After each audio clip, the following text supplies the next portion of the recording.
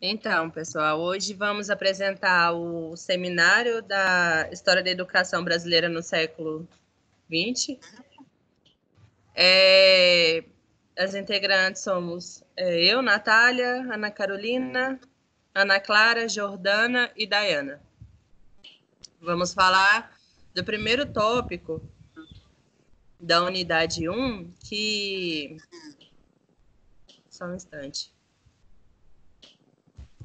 Educação Brasileira na Colônia e no Império, 1549 a 1889.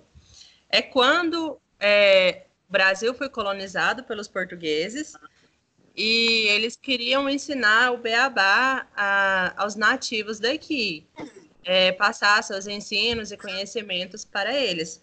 Só que de primeiro contato, de primeiro momento, isso era muito difícil, porque eles já tinham uma cultura, a crença deles, né?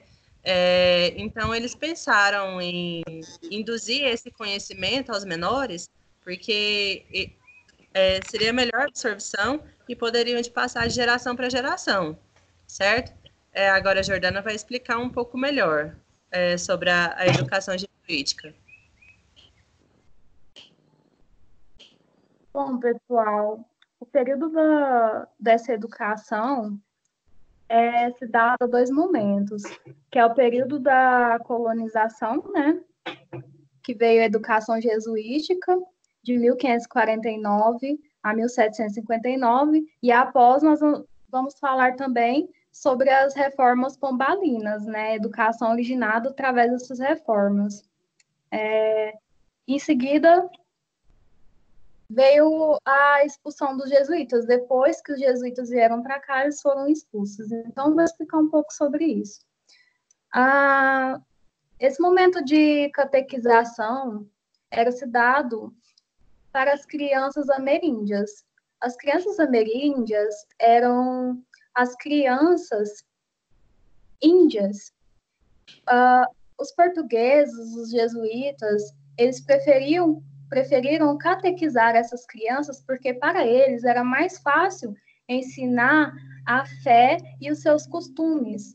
Agora, para os mais velhos, os integrantes da tribo, era mais complicado ensinar, porque eles já tinham as suas ideias, suas colocações sobre a vida.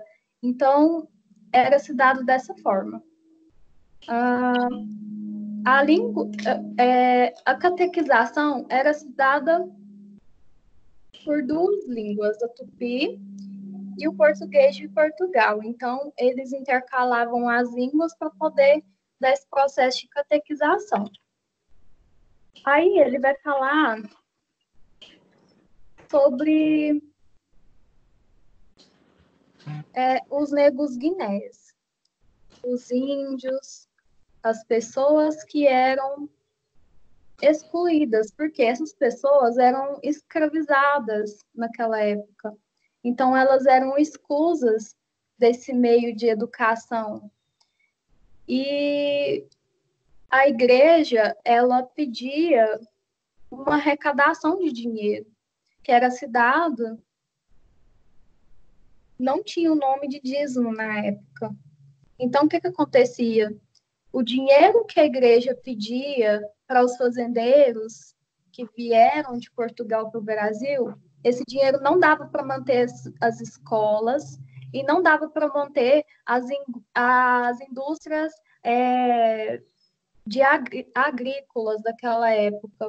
Então, eles começaram a pedir dinheiro para a coroa. Chegou um ponto que a igreja ela ficou muito rica, ela ficou mais rica do que a própria coroa. Ela começou a ter poder. E a partir disso a coroa começou a notar isso, né? Essa presença de poder. O livro também fala do Ratio Studiorum, que ele demorou 50 anos, né? Para ser feito um estudo sobre o ensino, né? Era um ensino da memorização, e era um ensino muito rígido e disciplinar. Ele era por meio de disputas e repetições. Então, era um estudo que trabalhava muito a memorização. E ele tinha como práticas sistemáticas exercícios espirituais, que era dado por meio da fé. Então, assim, além disso, as pessoas tinham que ter essa fé, tinham que ter a crença para poder aprender. E por isso que lá no começo, quando eu falei dos nativos da tribos mais velhos, por isso que os padres não catequizavam eles, por isso que eles escolhiam os mais novos. O que aconteceu após toda essa trajetória? Os padres jesuítas foram expulsos, né, do Brasil, porque a coroa acusou, eles foram acusados de fazer práticas que não estavam ao alcance deles, né, que eles não poderiam fazer isso, conquistar mais do que a própria coroa. E agora eu vou deixar essa parte para Ana Clara. Tá. Então, vamos começar a falar dessa fase que foi conhecida como a fase pombalina. Ela foi no período de 1749 até 1808, né? O Marquês de Pombal, ele era ministro, juntamente com o rei Dom José I. E ele, assim, ele tinha muita influência, na verdade, poderes totais no governo, né, de Portugal e das colônias. Em 1755, a cidade de Lisboa ela foi devastada por um terremoto. Então, a partir de então, a prioridade do rei e do marquês era a reforma, né, da cidade de Lisboa. Então, com isso, algumas práticas deles teriam que ser adotadas. E uma delas foi o aumento de impostos dos coloniais para a coroa portuguesa, né, para a gente poder reconstruir a cidade de Lisboa. Marquês de Pombal e o rei Dom João, eles eram déspotas esclarecidos, ou seja, era uma mistura de um governo absolutista com reformas iluministas, um governo autoritário.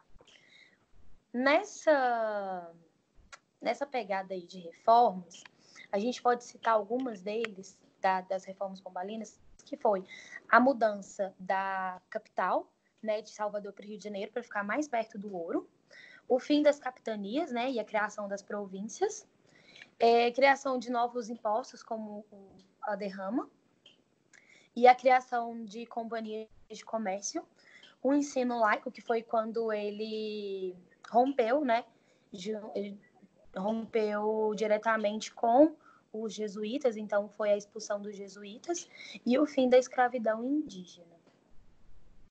Agora eu vou passar para a minha próxima colega. Bom, pessoal, vou falar um pouquinho sobre o elitismo, escravidão e educação no século XIX. Bom, nesse contexto, né, é uma sociedade agrária, escravocrata, e aí os meios de produção deles em tecnologia eram baixíssimos, então não tinha essa questão dos maquinários, essa questão da tecnologia. Todos os trabalhos eram feitos de serviço braçais mesmo, de mão de obra das pessoas analfabetas, dos escravos e os demais, né, excluídos, de certa forma, da sociedade e também dessa educação. Bom, eles até vão ser chamados de a mão de obra miseráveis, né, que eram essas pessoas, os escravos, os analfabetos, e então eles não tinham direito a essa educação e a nada. A única coisa que eles aprenderam foi com a violência, porque os capatazes, as pessoas que comandavam eles ali quando eles estavam trabalhando, se o serviço não estivesse de acordo com o que eles achavam, então eles apanhavam, eles eram violentados. Então, as únicas coisas que eles tiveram acesso foi essa violência, né? E a educação no século XIX, ela foi concebida apenas para distribuir privilégios sociais. Então, a educação do século XIX era só para os privilegiados, né? Não era para todos, era para pouquíssimos, né? E nós vamos ver sobre a educação para a política, que é as chamadas artes liberais, e a instrução do trabalho, que no caso seria destinado a artes mecânicas, que seriam para essas pessoas que estavam ali trabalhando nessa mão de obra, mas que na verdade não acontecia, porque eles sempre faziam o mesmo serviço, eles sempre faziam o mesmo trabalho, sempre a mesma coisa, então eles não recebiam instruções nenhuma, como eles deveriam receber. Como eu disse, era só a violência mesmo. Se a pessoa achasse que os capatazes achassem que eles não estavam executando o serviço da forma que eles queriam, então eles eram violentados. Então, aí nós vamos ver que os escravos faziam muita força física, né? Os trabalhos eram braçais mesmo. E enquanto as artes liberais, que é o processo de educação clássica, formava os bacharéis, né, que eram em direito e em medicina. Os doutor da aristocracia agrária, né?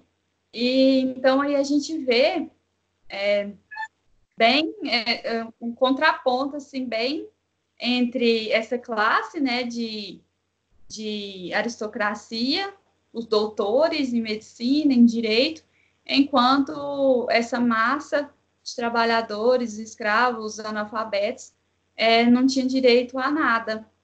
E, geralmente, o governante no período do Império, que foi em 1822 a 1889, eles possuíam fazendas agropecuárias que eram movimentadas pelo braço escravo e um título de doutor.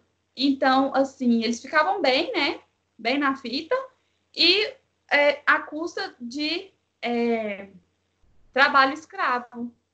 E muitas vezes esses doutores se formavam, os filhos dos fazendeiros se formavam, e até os próprios donos de fazenda se formavam, não só para executar, não só para fazer o trabalho, mas por um certo prestígio, por uma questão mesmo de prestígio social quanto ao doutor.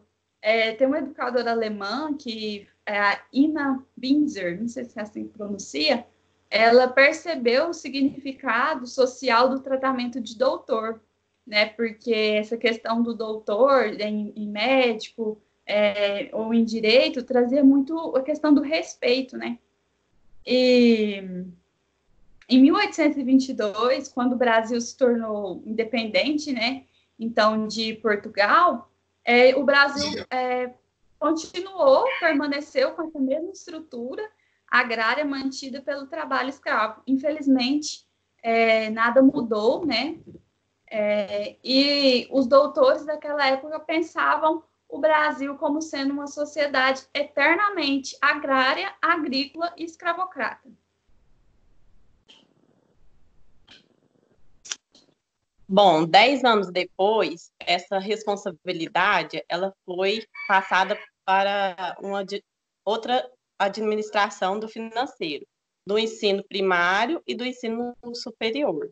A do ensino primário ela foi para as assembleias legislativas e a do ensino superior para o poder monárquico.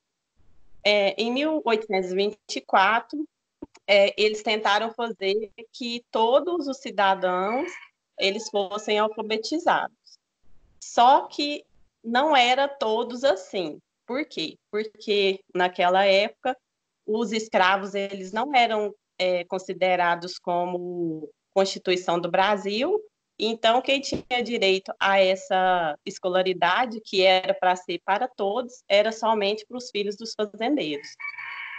E em 1837 foi criado o Colégio Dom Pedro II, que era a única instituição escolar imperial que existia naquela época, aonde também só tinha condição de entrar ali aqueles que tinham um poder aquisitivo maior. E lá, tinha o bacharel, só que as pessoas não precisavam ser fundamentadas. Elas passavam do ensino médio diretamente para o ensino superior, porque ali eles não exigiam que eles tivessem o fundamental. A sociedade brasileira do século XIX não exigia escolaridade fundamental para todos. Ali naquela escola também estudavam só os jovens de elite e que viviam na escola agrária e fazia ali os ensino superior, que daquela época era considerado como direito, como a Carolina falou, e outros. Os doutores eram somente os de direito e de medicina. E naquela época eles estudavam 7 anos, ao contrário de hoje, né, que é menos. E é mais ou menos isso. Se alguém tiver mais algum comentário para fazer. Acho que não. Alguém mais quer acrescentar alguma coisa? Não? Então, eu vou finalizar.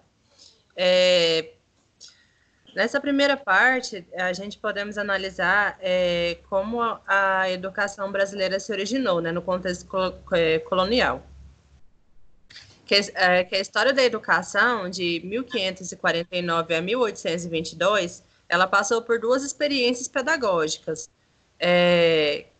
que ao mesmo tempo eram complementares, que foi sob o controle da metrópole portuguesa. A primeira foi marcada pela hegemonia da jesuítica e a outra foi marcada pelo elitismo, que a nossa colega Ana explicou muito bem. Então, foi a partir daí que a educação brasileira se originou, né? Alguém mais quer comentar alguma coisa? Não? Então, é isso, pessoal. Encerramos por aqui a nossa apresentação. Muito obrigada. Obrigada.